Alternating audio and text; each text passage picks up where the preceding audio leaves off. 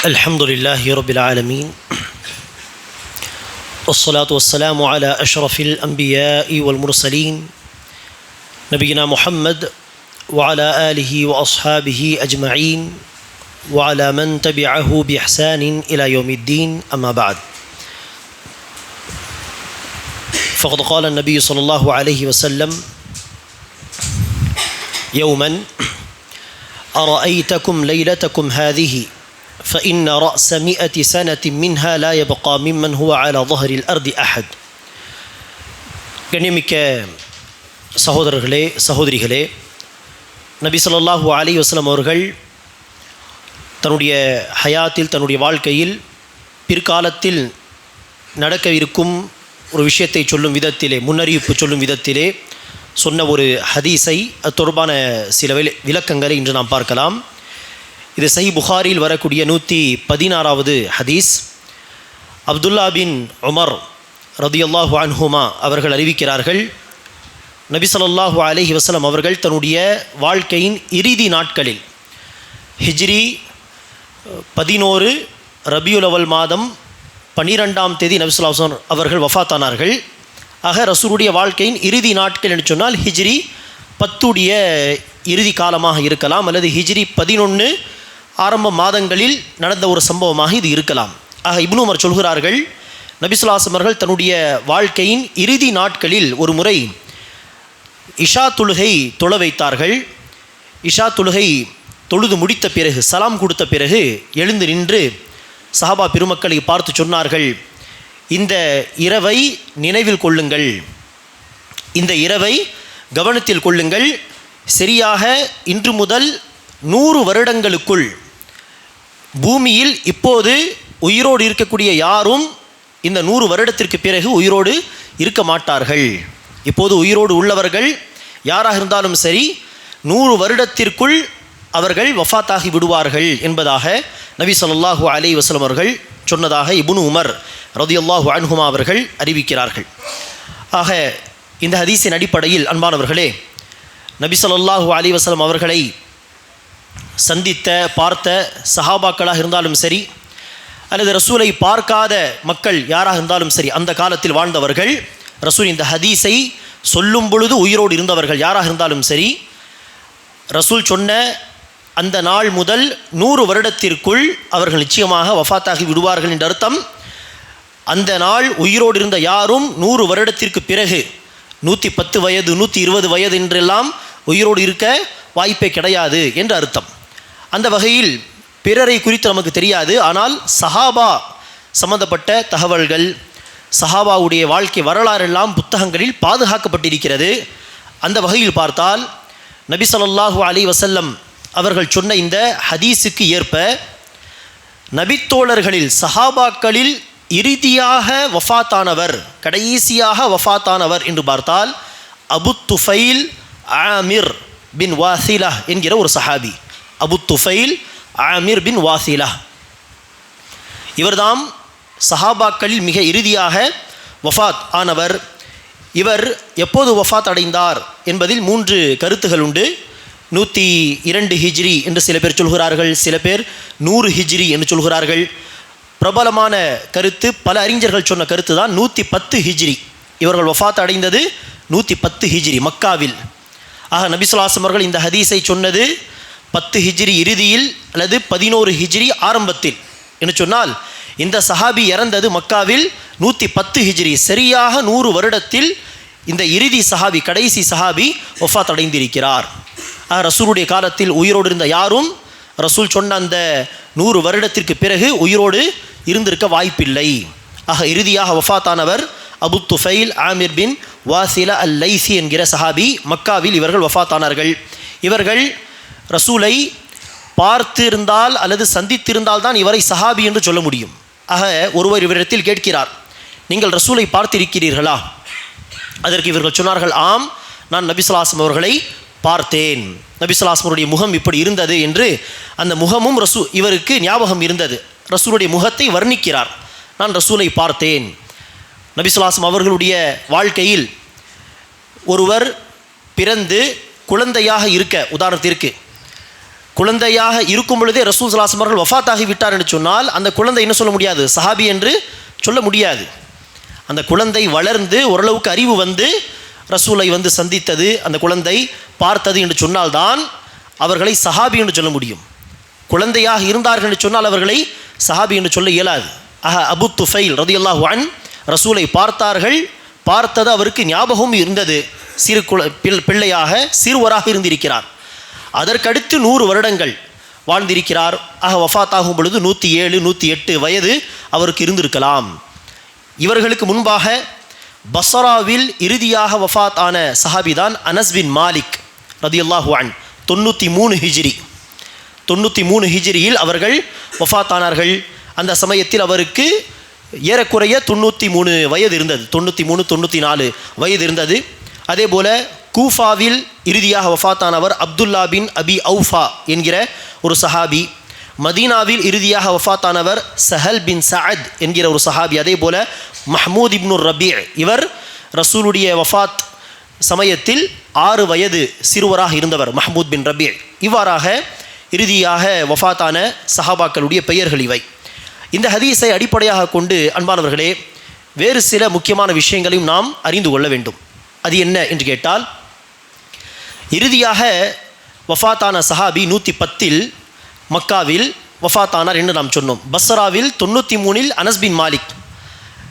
இந்த காலத்துக்கு முன்பு வாழ்ந்த எல்லோரும் தாபீன்களாக இருக்க முடியுமா என்று கேட்டால், 110 ஹிஜ்ரிக்கு முன்பாக வாழ்ந்த எல்லோரும் தாபீன்களாக இருக்க வாய்ப்பு கிடையாது. ஏன், சஹாபாக்களில் பெரும்பாலானவர்கள் ஹிஜ்ரி 70 ஹிஜ்ரி 80 வஃபாத்தாகி விட்டார்கள். பெரும்பாலான சஹாபாக்கள் ஹிஜ்ரி 70 ஹிஜ்ரி 80 இந்த காலத்தில் பெரும்பாலான சஹாபாக்கள் உலகத்தை விட்டு சென்று விட்டார்கள். காரணம், அப்போது அவர்களுக்கு 80 90 வயது இருந்திருக்கும். ஹிஜ்ரி 70 80 என்று சொன்னால் பெரும்பாலான சஹாபாக்கள் வஃபாத்தாகி விட்டார்கள். ஹிஜ்ரி 80க்கு பிறகு மதீனாவில் ஒரு சஹாபி இருக்கிறார், மக்காவில் ஒரு சஹாபி இருக்கிறார், பஸ்ராவில் ஒருவர் இருக்கிறார், கூஃபாவில் ஒரு சஹாபி உயிரோடு இருக்கிறார் என்று சொல்லும் அளவிற்கு, விரல் விட்டு எண்ணும் அளவிற்கு தான் சில சஹாபாக்கள் இருந்தார்கள். ஆக ஹிஜ்ரி 80க்கு பிறகெல்லாம் சஹாபாக்கள் அதிகமாக இருந்ததில்லை. ஆங்காங்கே ஏதோ ஒரு ஊரிலே ஒரே ஒரு சஹாபி, வயது என்ன 90 வயது 100 வயது என்கிற நிலையில் தான் அவர்கள் இருந்தார்கள். ஆகவே தான் அந்த சஹாபியை யாராவது சந்தித்திருந்தால்தான் அவர்களை தாபிஇ என்று சொல்ல முடியும். ஆகவே தான் பிரபலமான இமாம்களில் இமாம் அபு ஹனீஃபாவை குறித்து கருத்து வேறுபாடு உள்ளது.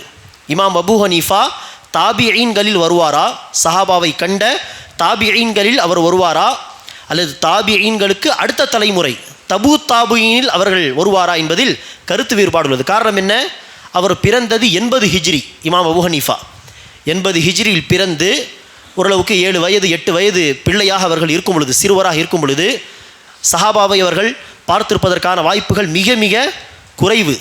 அனஸ் பின் மாலிக் ஒருவர் பஸ்ராவில் உயிரோடு இருக்கிறார், மக்காவில் அபு துஃபைல் உயிரோடு இருக்கிறார் என்று சொல்லும் விதத்தில் 3-4 சஹாபாக்கள் தான் அந்த காலத்தில் இருந்தார்கள்.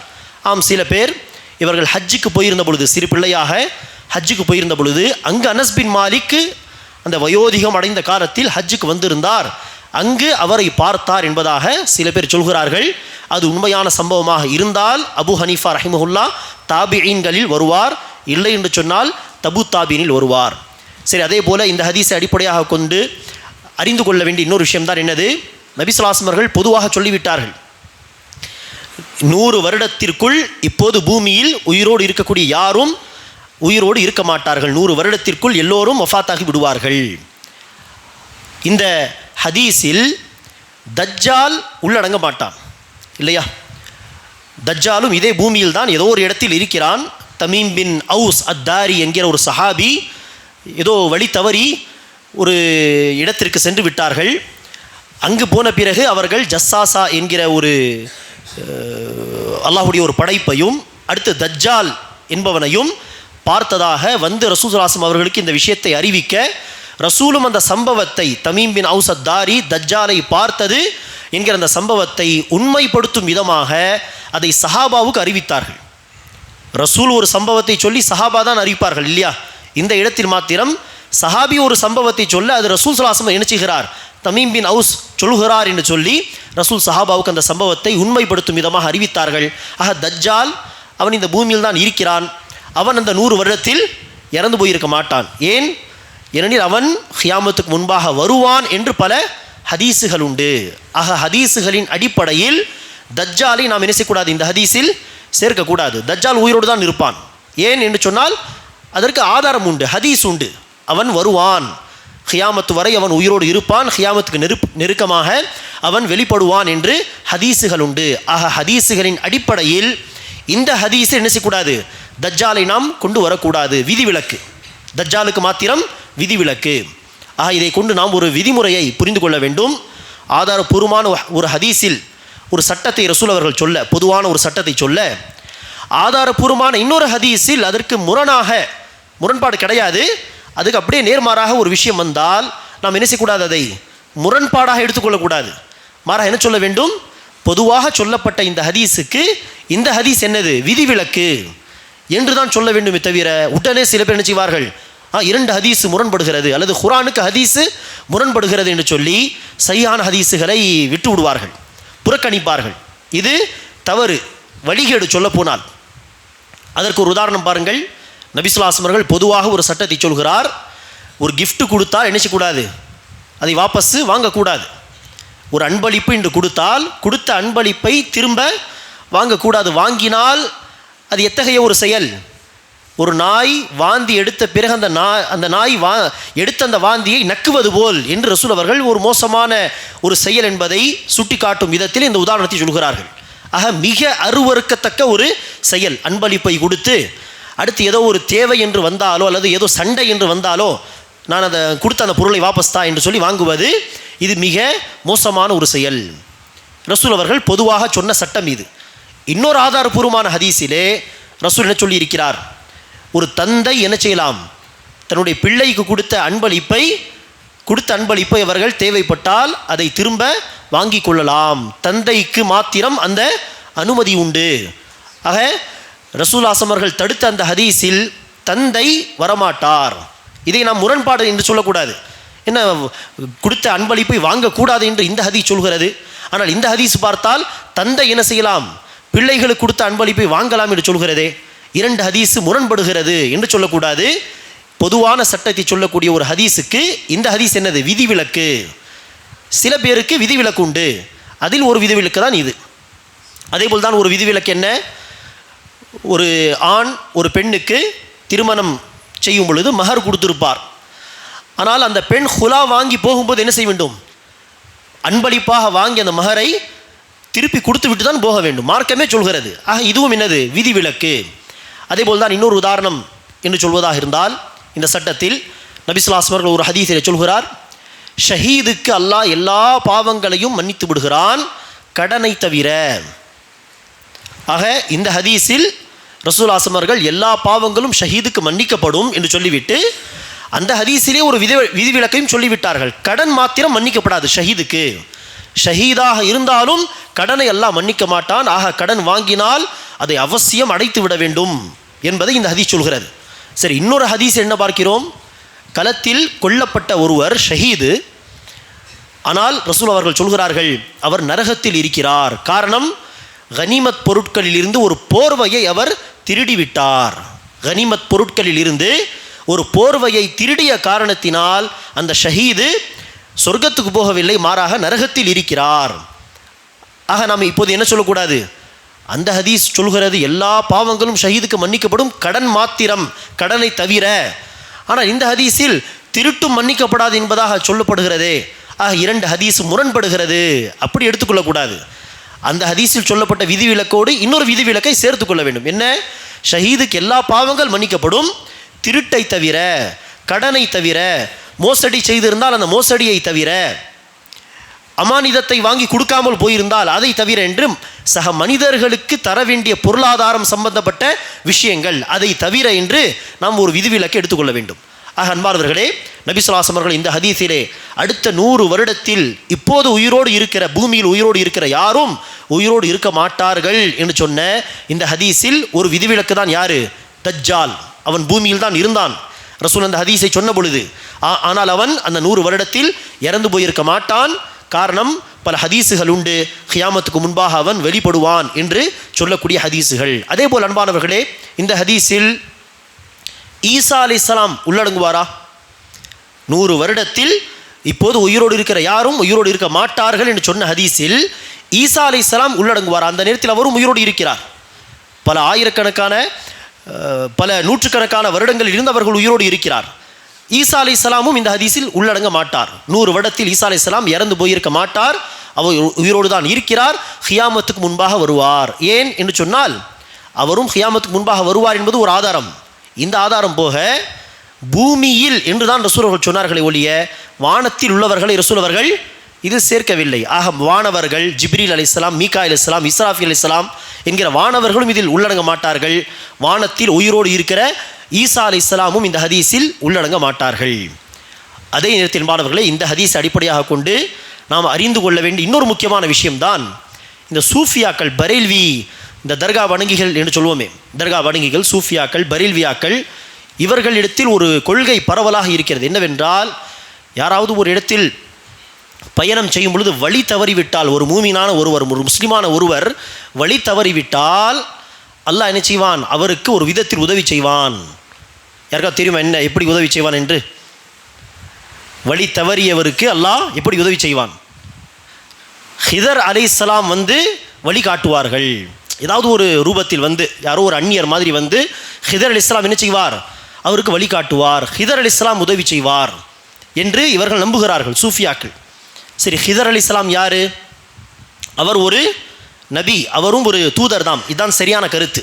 ஒரு நல்லடியார் மாத்திரம் கிடையாது, அவரும் ஒரு தூதர். மூசா அலைஹிஸ்ஸலாமும் ஒரு தூதர். அவர் போய் சந்தித்த ஹிதர் அலைஹிஸ்ஸலாம் அவரும் ஒரு கண்ணியமிக்க தூதர் தான். ஆக இந்த ஹதீஸ் அடிப்படையில் பூமியில் உயிரோடு இருக்கிற, இப்போது உயிரோடு இருக்கிற யாரும் அடுத்த 100 வருடத்தில் உயிரோடு இருக்க மாட்டார்கள் சொன்னார். ஹிதர் அலைஹிஸ்ஸலாம் ஏற்கனவே வஃபாத்தாகி இருப்பார் பல வருடங்கள் முன்பே. ஒரு பேச்சுக்கு ஏதோ உயிரோடு இருந்தார் என்று எடுத்துக்கொண்டாலும் இந்த ஹதீஸ் அடிப்படையில் அவர் உயிரோடு இருக்கக்கூடாதே அடுத்த 100 வருடத்தில். ஆனால் இவர்கள் என்ன கொள்கை வைத்திருக்கிறார்கள்? ஹிதர் அலைஹிஸ்ஸலாம் உயிரோடு இருக்கிறார், காலமாக பல நூற்றாண்டுகளாக உயிரோடு இருக்கிறார். யாராவது வழி மாறி போய்விட்டால் ஹிதர் அலைஹிஸ்ஸலாம் என்ன செய்வார்? ஒரு அந்நியர் மாதிரி அவருக்கு வழி காட்டுவார் என்றெல்லாம் தப்பான கொள்கைகளை செய்கிறார்கள், வைத்திருக்கிறார்கள். அல்லாஹ் இத்தகைய தவறான கொள்கைகளை விட்டு நம்மை பாதுகாப்பானாக. ஆக இந்த ஹதீஸும் நபி ஸல்லல்லாஹு அலைஹி வஸல்லம் அவர்கள் ஒரு உண்மை தூதர் என்பதை நிரூபிக்கக்கூடிய ஒரு ஹதீஸாக இருக்கிறது. நபி ஸல்லல்லாஹு அலைஹி வஸல்லம் அவர்கள் இந்த ஹதீஸை சொன்ன பிறகு யாரும் இணைசவில்லை 110 வருடங்கள் 120 வருடங்கள் என்றெல்லாம் வாழவில்லை. இந்த ஹதீஸ் சொன்ன பிறகு சரியாக 100 வருடத்தில் தான் இறுதி சஹாபி, கடைசியாக சஹாபி அபு துஃபைல் ரலியல்லாஹு அன்ஹு என்பவர் வஃபாத்தானார். அல்லாஹ் சுப்ஹானஹு வ தஆலா நம் அனைவருக்கும் நபி ஸல்லல்லாஹு அலைஹி வஸல்லம் அவர்களுடைய இந்த சத்தியமான இந்த ஹதீஸுகளை எல்லாம் படித்து நபி ஸல்லல்லாஹு அலைஹி வஸல்லம் அவர்கள் மீது நம்முடைய நம்பிக்கை, ஈமானானது இன்னும் உறுதி ஆகும் விதத்திலே அல்லாஹ் சுப்ஹானஹு வ தஆலா நமக்கு உதவி செய்வானாக. நபி ஸல்லல்லாஹு அலைஹி வஸல்லம் அவர்களுடைய ஹதீஸுகளை உறுதியாக நம்பிக்கை கொள்வதோடு அந்த ஹதீஸில் சொல்லப்பட்ட கொள்கையை நம்பிக்கை கொள்வது, ஹதீஸுகளில் சொல்லப்பட்ட வணக்க வழிபாடுகளை அந்த வழிமுறை ஏற்று நடப்பது, ஹதீஸுகளில் சொல்லப்பட்ட நடைமுறை சார்ந்த சட்டத்திட்டங்களை ஏற்று நடப்பது என்கிற அந்த பாக்கியத்தை அல்லாஹ் நமக்கு தருவானாக. ஆமீன். வாஹிரு தஅவானா அல்ஹம்துலில்லாஹி ரப்பில் ஆலமீன். சுப்ஹானக்கல்லாஹும்ம வ பிஹம்திக அஷ்ஹது அல்லா இலாஹா இல்லா அன்த அஸ்தக்ஃபிருக வ அத்தூபு இலைக்.